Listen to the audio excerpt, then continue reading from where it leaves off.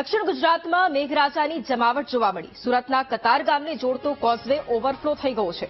Causeway 8.32 મીટરથી overflow થઈ ગયો છે, જેના કારણે લોકોને પણ હાલાકી ભોગવવાનો વારો આપ્યો હતો।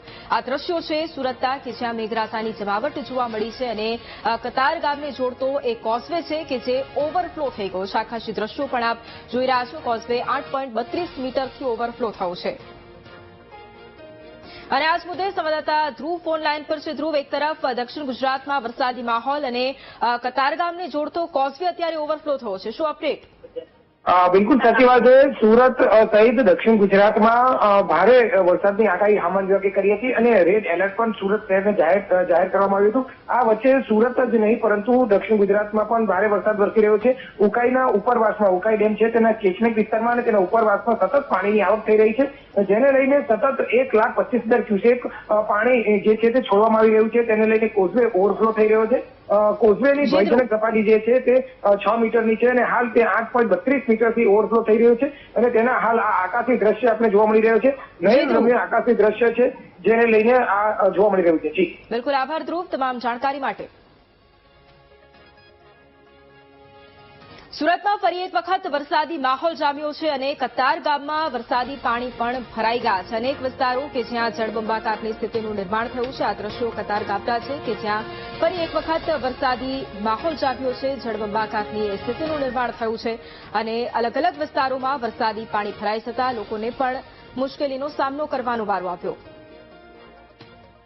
પાણી ભરાય તે ગટર જામ થઈ ગઈ છે, તેને સાફ કરી રહ્યા છે। આ કામ તમારું નથી, મહાનગરપાલિકાનું છે? મહાનગરપાલિકાની એક ટીમ હોય, ટીમમાં કેટલે આવે એ પેલા ભાઈને ત્યાંથી બોલાવે છે પણ કોઈ આવતું નથી। અહીંયા તો અમારે જાતે દુકાનની સામે તો જ્યાં સાફ કરવું પડે ને। અહીંયા તો નીચાણવાળો વિસ્તાર છે એટલે ભરાય, સ્વાભાવિક છે, પણ કોર્પોરેશનની ટીમ બધું ખલાસ થઈ જાય ત્યારે આવે છે, ફોટો સેશન કરાવે છે, વિડીયો અપલોડ કરે છે, ફોટો સેશન કરાવીને વયા જાય છે।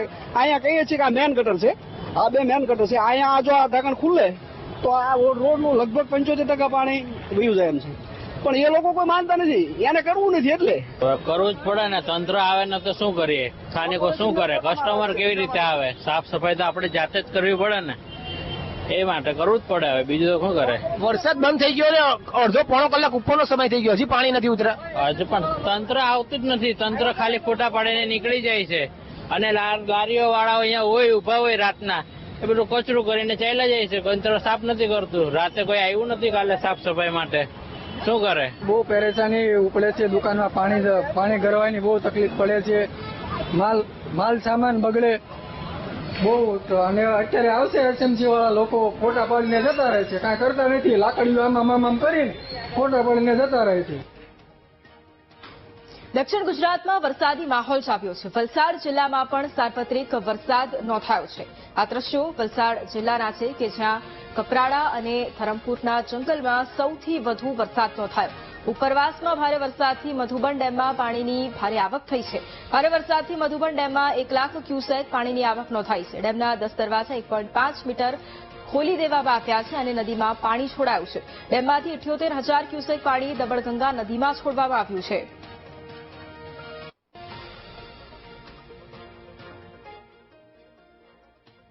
તો આ તરફ નવસારીમાં પણ વરસાદી માહોલ જોવા મળ્યો છે। ગ્રામ્ય વિસ્તારોમાં વરસાદી માહોલ જામ્યો છે।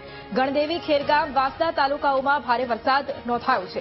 વરસાદને કારણે જિલ્લામાં 4 જેટલા રસ્તાઓ બંધ થઈ ગયા હતા। કેટલાય લોકોને હાલાકી ભોગવવાનો વારો આવ્યો। ચીખલીના 2 અને ખેરગામના 1 તેમજ વાંસદા તાલુકાનો 1 માર્ગ બંધ થઈ ગયો છે। આ દ્રશ્યો નવસારીના છે। દક્ષિણ ગુજરાતમાં મેઘરાજાની જમાવટ, રસ્તાઓ પર વરસાદી પાણી ભરાઈ જતા લોકોને ભારે હાલાકી ભોગવવાનો વારો આપ્યો છે।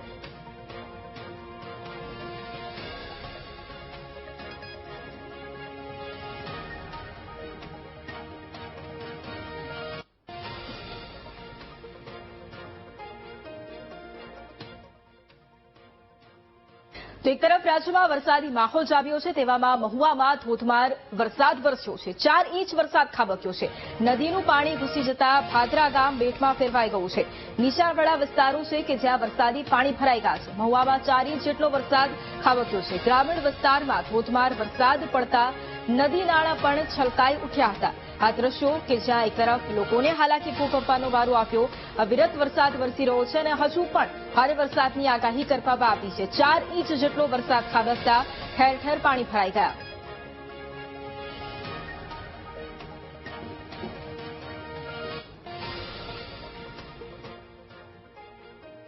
ભાવનગરમાં પણ મેઘાવી માહોલ જામ્યો છે અને ભાવનગર જિલ્લાનો શેત્રુંજી ડેમ વધુ એક વખત ઓવરફ્લો થયો છે। જિલ્લામાં ભારે વરસાદ વરસતા ડેમ સિઝનમાં ચોથી વાર છલકાયો। ડેમમાં સતત પાણીની આવક થઈ રહી છે। ડેમના દરવાજા ખોલી અને પાણી છોડવામાં આવ્યું છે। ડેમના 20 જેટલા દરવાજા ખોલવામાં આવ્યા છે અને 1 ફૂટ સુધી આ દરવાજા ખોલી 1800 ક્યુસેક પાણી છોડવામાં આવ્યું છે।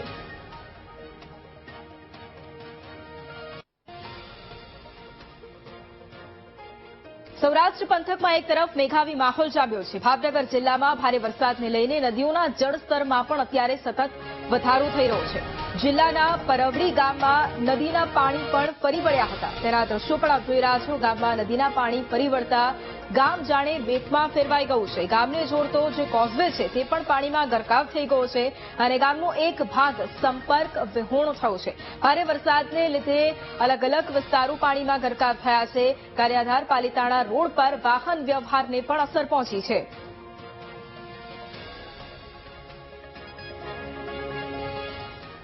તો આ તરફ ભાવનગરના ગારિયાધારમાં પણ મેઘરાજાની ધમાકેદાર એન્ટ્રી થઈ છે। લાંબા વિરામ બાદ ફરી એક વખત વરસાદની એન્ટ્રી થતા લોકોને પણ રાહત મળી। આસપાસના ગામોમાં ધોધમાર વરસાદ વરસ્યો છે।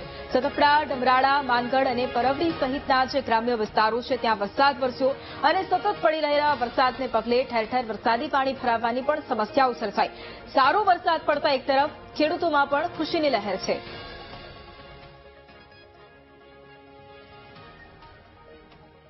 તો આ તરફ અમરેલી જિલ્લામાં પણ સાર્વત્રિક વરસાદ નોંધાયો છે। સાવરકુંડલા, બગસરા, રાજુલા, જાફરાબાદ સહિતના જે વિસ્તારો છે ત્યાં પણ વહેલી સવારથી વરસાદની શરૂઆત થઈ। ધોધમાર વરસાદ પડતા શહેરોમાં વરસાદી પાણી ભરાઈ ગયા છે। ટાવર ચોક અને રાજકમલ ચોકમાં વરસાદી પાણી ભરાઈ ગયા છે। વરસાદ પડતા નદી નાળા પણ છલકાઈ ઉઠ્યા હતા। વરસાદી માહોલને લઈને ખેડૂતો પણ ખુશખુશાલ જોવા મળ્યા।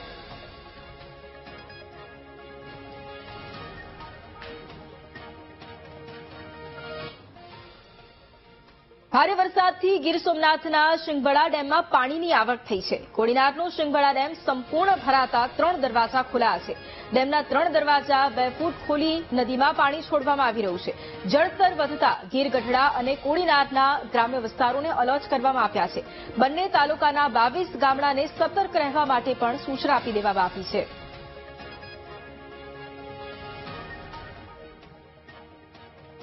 ગીર સોમનાથના ઉનામાં ધોધમાર વરસાદ ખાબક્યો છે। ભારે વરસાદને લઈને રૂપણ નદીમાં ઘોડાપૂર આવ્યું। ખત્રીવાડા ગામના કોઝવે પર પાણી ફરી વળ્યા। કોઝવે પાણીમાં ગરકાવ થતા ગામનો એક ભાગનો સંપર્ક છે તે પણ કપાઈ ચૂક્યો છે। એક તરફ ધોધમાર વરસાદ, બીજી તરફ રૂપણ નદીમાં ઘોડાપૂર આવ્યું છે, જેના કારણે ગ્રામ્ય વિસ્તારોને અસર પહોંચી છે।